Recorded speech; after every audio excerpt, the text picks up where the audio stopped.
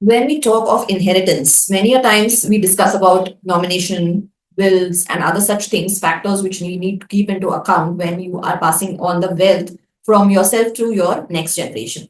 But the most underrated thing and the thing which is not discussed is inheritance, which your children may not want.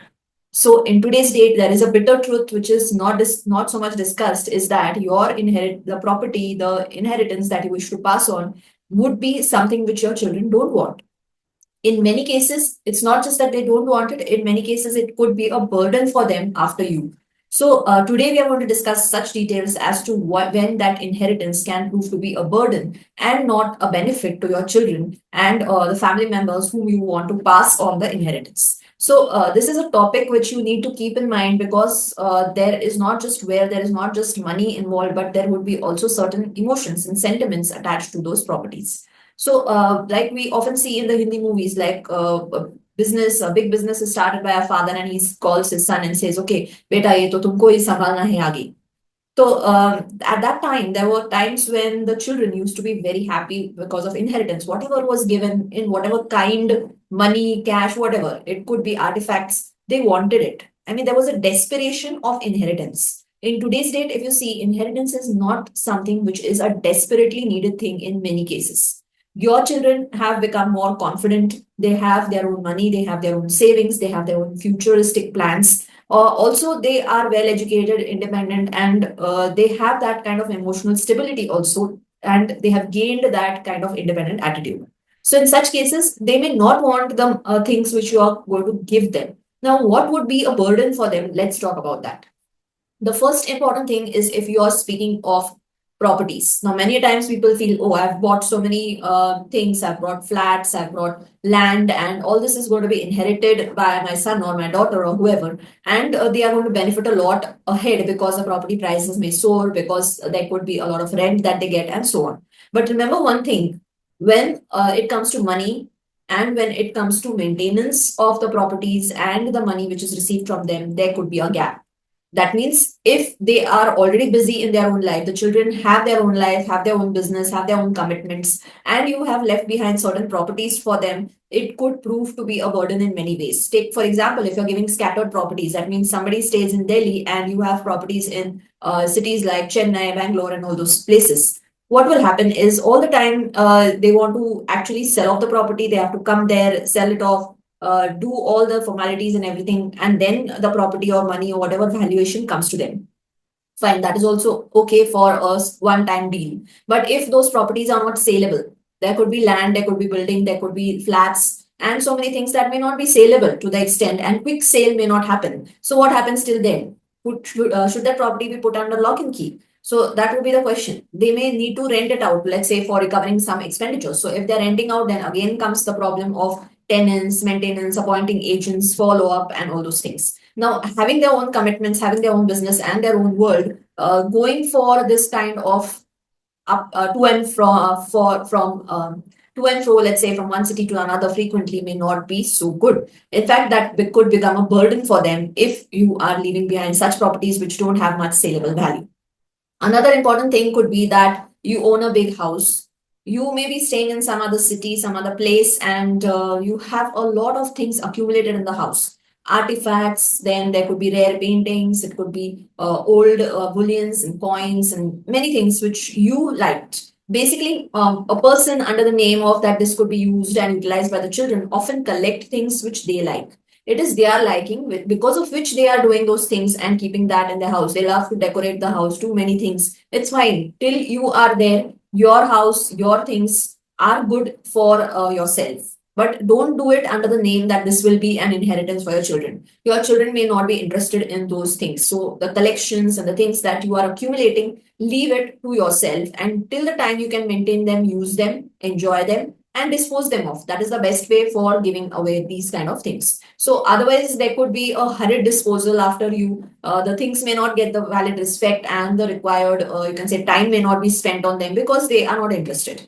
So this is one important thing to remember. So collection of things that you feel that okay, I'm passing it on as inheritance. It could be even utensils and things which you have purchased in the format of silver plated, gold plated, or gold utensils, silver utensils, and so many other things which you keep collecting. So, in the name of inheritance, if you're passing these on, maybe your children don't want it. Then coming to business, if you have set up a business, you're doing something for your own living, and it has grown to a good scale. Now, many a times parents feel that okay, itne tak to badha diya hai, now let's think that our children will take it forward. So often it's an assumption, it's something which is in the mind, or deep down they want this to continue and pass it on to the next generation. That's thought process is okay, but to the extent that your next generation really wants to continue it. If they have their own dreams, their aspirations, their ambitions, they have different skill sets also sometimes. It's not necessary that they may be skilled in the same thing as yours. So let them do what they want. When you're starting a business, don't keep that mindset that I'm starting it so that it will go on to the next generation. In the most of the cases, if your business has grown to a very great scale and your children are not interested in it, the best way you feel is that I will hand it over to some relative who may be interested in carrying it forward, and a part share of that particular business may be given away to my children in a way in the format of profits. This could be an arrangement which you're planning for, but remember, this will not work in the right way. Also, if you're leaving behind part of your shares in the name of your children, there will be again a problem because the shares, the amount that you're leaving for in their name, they have to supervise it. Because unless and until they supervise the business, unless and until they go there and keep a track of the profits, the way the business is being dealt with, they will not understand whether they are getting the true profits or not. So, in the world where things are not like honest, you cannot really trust on people to actually carry forward your business. So the best way is when you have a business, dispose it off when you are alive and in your stable mindset, mentally and physically. So dispose it off, whatever wealth is created, invest it in liquid assets and pass it on to your next generation. This is the best way of passing it on if your business is not going to be taken over by your next generation.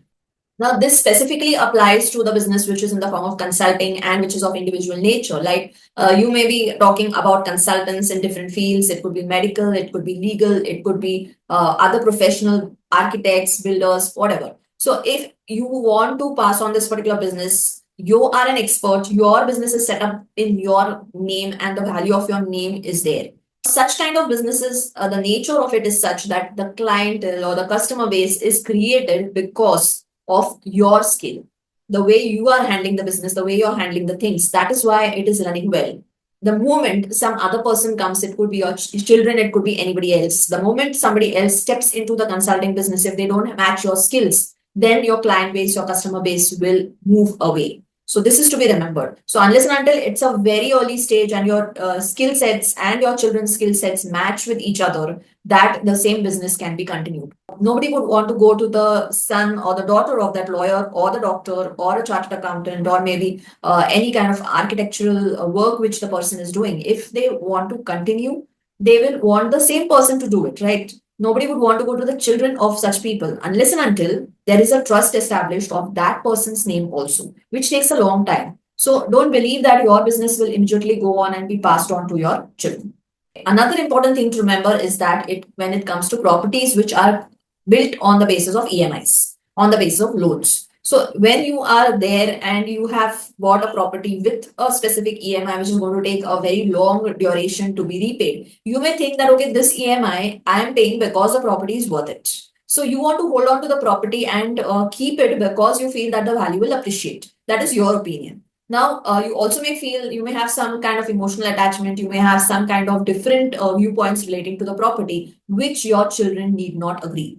So, if you feel that the property is valuable and you have to pay certain EMIs or pay off for certain maintenances or certain things about that property, and your children don't agree, don't resonate in the same way, then it's best to dispose it off. So, basically, if you plan to give such a property in inheritance with an EMI to your children, then it will become a burden for them because they may not have the same kind of thinking about the property. So, if they don't feel that the property is going to appreciate or they don't like that particular place where your property is, or whatever the reason may be, they may not like to hold on to the property. But what you have left on is an EMI, which is not a good thing. So, if your properties have EMIs, keep them to the extent that you can repay and close it off when you are alive. To emotions and sentiments about things. Now, you may find that there are certain things like we often see in movies ये हमारी पुरानी तलवार है, ये हमारी पुरानी चीजें है, ये इस पे तुम्हारे दादाजी बैठे थे तो ये कुर्सी उनकी है, and so on. So many other things may be there that could be having a very sentimental and emotional value. It could be books, it could be artifacts, it could be paintings, it could be anything.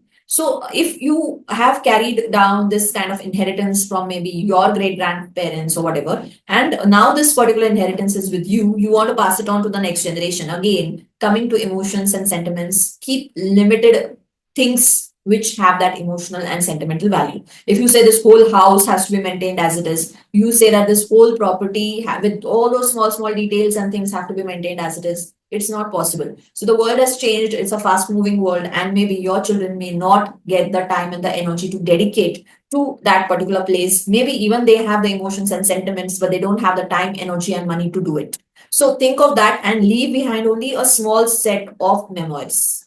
So don't give a huge memoir or give a burdensome memoir to them, and such that they are finding it difficult to maintain also, and finding it difficult to dispose because it has a lot of sentimental value for them. So shrink down the memoirs and shrink down those things which probably can be considered to be having a memory attached to it. So that's the best way. When you are alive, you can actually think of slowly disposing of and cleaning up the things, and in front of you, whatever things you value, you can actually give it away to those people who may admire them. So there could be people apart from your children, apart from others, relatives also. There could be your friends, there could be other people connected who have the value for that particular thing. So best way is dispose of those things when you are fit and fine and you feel happy seeing it in the right hands. So when it comes to inheritance, remember these things, and remember one last important thing, that when you want to pass on certain things in any format, the best format is the liquid cash. So I'm not talking about hard cash and a room full of currency notes. What I'm trying to say is pass on things like fixed deposits, PPFs, or shares, mutual funds, or such other liquid assets which can be actually liquidated and used by the people who are inheriting the property. So remember that this has more value and it doesn't create any burden at all. That means there is not much of work left to actually get the property in the hands. So make it more easier and make it more smoother for the next generation to get in their hands whatever you have left behind, and such that they don't remember it or remember those things in a bad way. So they may not feel that, okay, this is what I've inherited, a lot of burden and maintenance and such things about the property. They should not feel that way. So things are changing, the world is changing, so you have to change accordingly. So this has to be remembered from the financial angle of inheritance, and also think of how the world has changed and how inheritance also has to be carefully planned when you are there fit and fine. So hope this video helps you to have a little bit of judgment over what things you are planning to pass on to the next generation in the format of inheritance. Thank you for watching, and if you like these points and the video, do share it with your friends and family who may benefit from it. And at the same time, if you have not joined the journey of Commerce Gyan, do subscribe to this and keep watching the videos ahead. So hope to see you in the next video. Thank you.